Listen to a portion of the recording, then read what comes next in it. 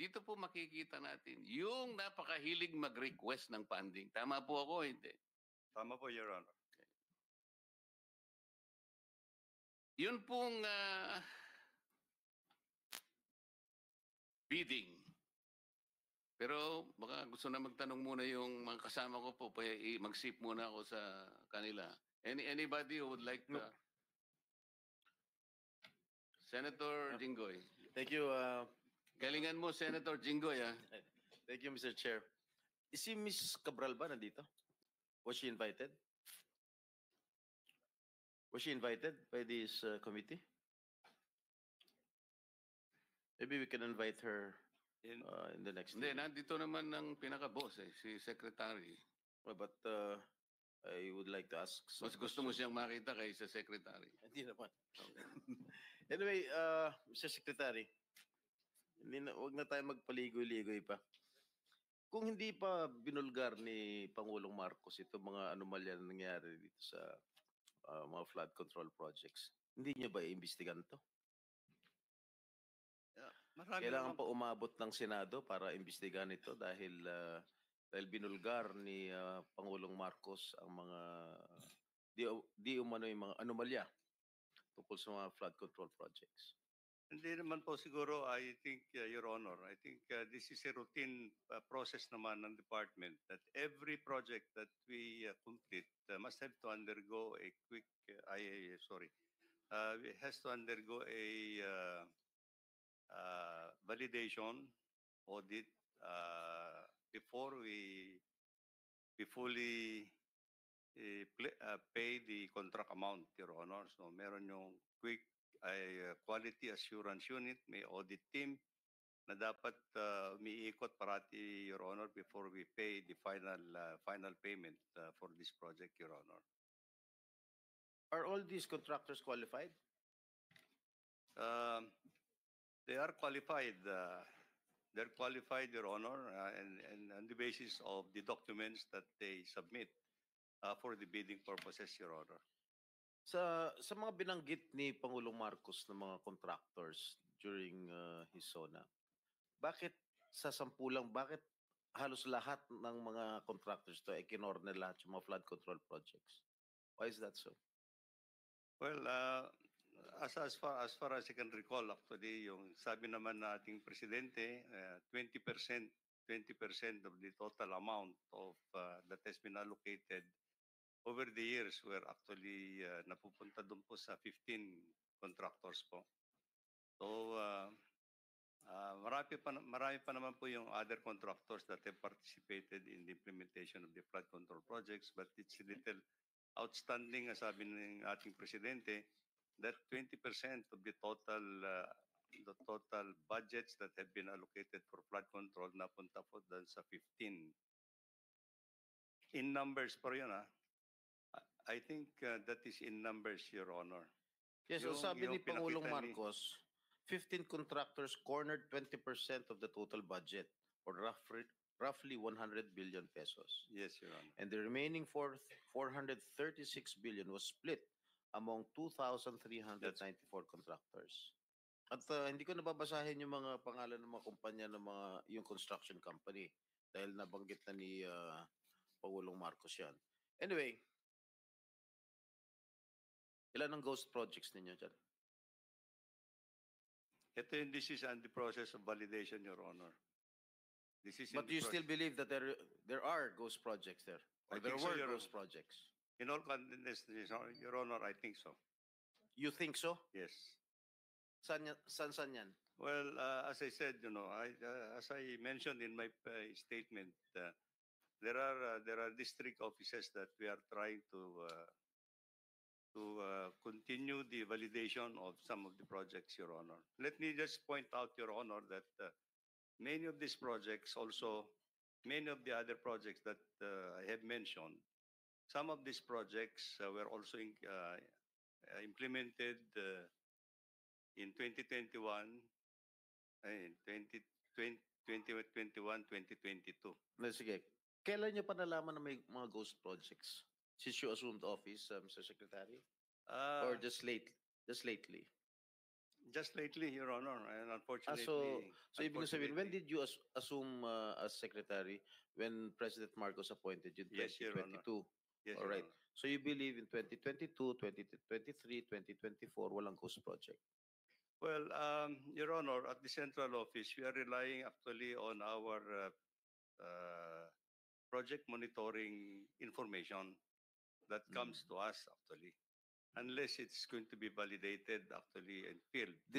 So you said siguro merong mga ghost projects. Who informed you na merong mga ghost projects? Well, there are already informations that are coming up. Yes. Your Honor. Who in particular informed you that there were or there are? There are Those people in the projects. department actually that are that. And how do they know that na merong mga ghost projects? Well, there are people actually who can actually certify, Your Honor, and these are the projects that we are now intensively validating actually. Okay, Your there Honor. my office received reports that there were ghost projects in the municipalities of Kalumpit, Malolos, and Hagonoy in the province of Bulacan. Can you confirm this? Yes, Your Honor. That's true. Well, this is information that we have received, Your Honor. And the contractor allegedly Wawaw Builders, correct? That's correct, Your Honor. And SYMS Construction. Am I correct? I don't recall that name, Your Honor. But Who is the owner of Wawaw Builders? Is he here? Is he present here?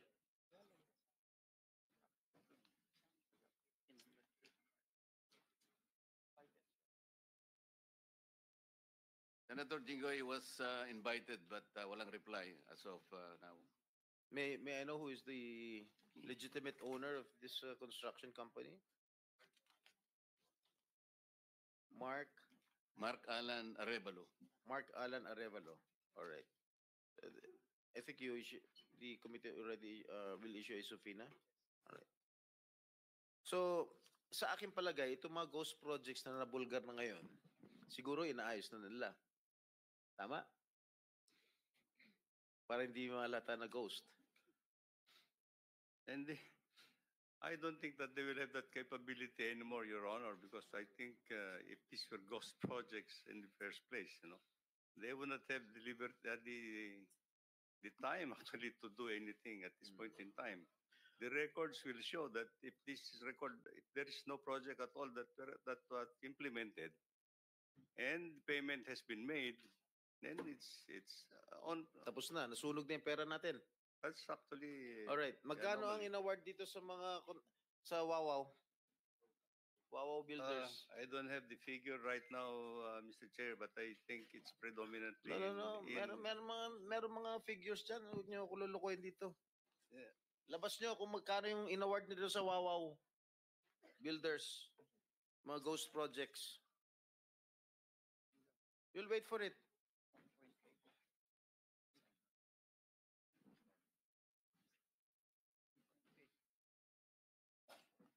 Kadiri kayo. Mr. Chair, well, I've just been given the tabulation. Wawaw Builders.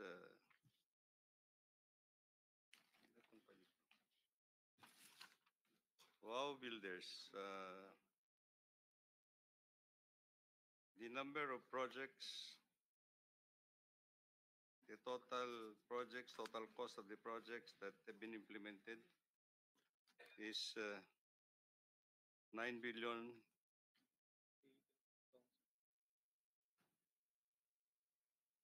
9 million or 9 billion? 9 billion all over the country, Mr. Chair. But let me just point out, in Bulacan alone, Wawaw Builders had 85 projects amounting to 5,971,811,000. In Bulacan alone. What about the three municipalities that I've mentioned? Kalumpit, Hagonoy, and Malolos.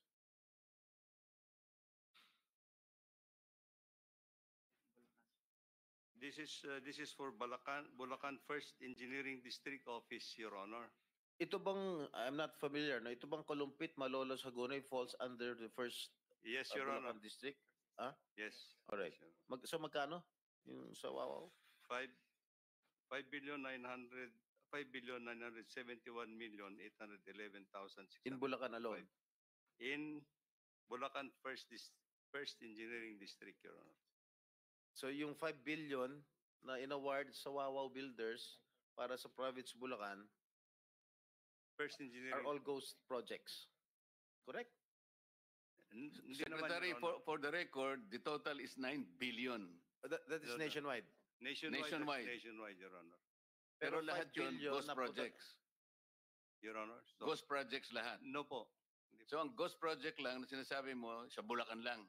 There seems to be some ghost projects actually as reported, Your Honor. Are you investigating this right Yes, now? Your Honor. We're investigating it. What is the status of your investigation?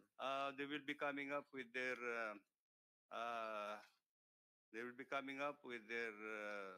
financial and physical report in 1 week's time, Your Honor, to my office. Mr. Chairman, with the permission of Senator Jingo Estrada, Yes. it's connected to his question. Yes, Senator Soto, please. You are an executive How did Wawaw ex officio Builders- official, right? How did Wawaw Builders get that 5.9 billion in those 3 municipalities in Bulacan? How did they get that? Who inserted that into the budget of DPWH? Let me just clarify a little bit, Mr. Chairman. The amount that I have mentioned is actually for 4 years, up to fiscal year 2025. It started in 2022, 2023, 2024, and 2025, Your Honor. Let's clear that, Mr. Secretary. The 9-point-something billion is Five- for 4 years? 5.9 for Wawaw, Your Honor. No, the total for 4 years is 9-something billion. Yes, Your Honor. And the 5-something billion ghost project is in Bulacan Yes. alone. Not totally ghost project, Your Honor. I'm not saying it's not totally ghost project, but the total amount of project that 85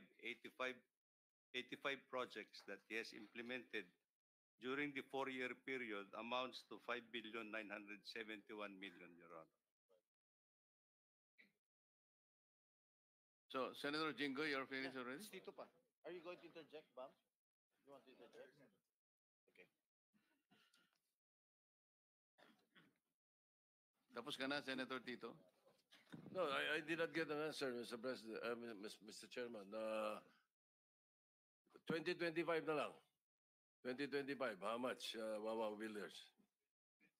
Para mas madali nyo ma-identify. 2025, Your Honor, he has 5 projects in that engineering district amounting to 435,710,913 pesos. Your So Honor. 400 plus million for that particular area na For 5 projects, Your being Honor. suspected as ghost project. Well, some of them, Your Honor. Some of them, okay. How did they get that through bidding? They participated in the bidding, Your Honor. Oh, how did that budget get into your budget, the DPWH? Was there a senator or a congressman who inserted that for that particular area?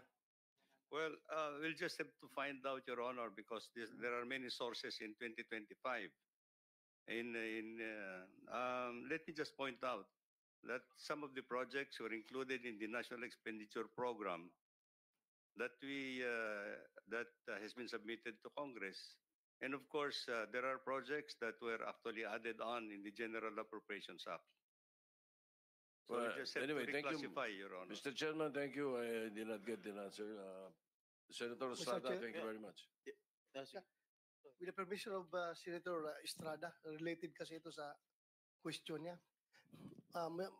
Mr. Chair, kung ganun na inamin ng DPWH na mayroong ghost projects dyan sa flood control, pwede malaman from COA paano ito nakalusot?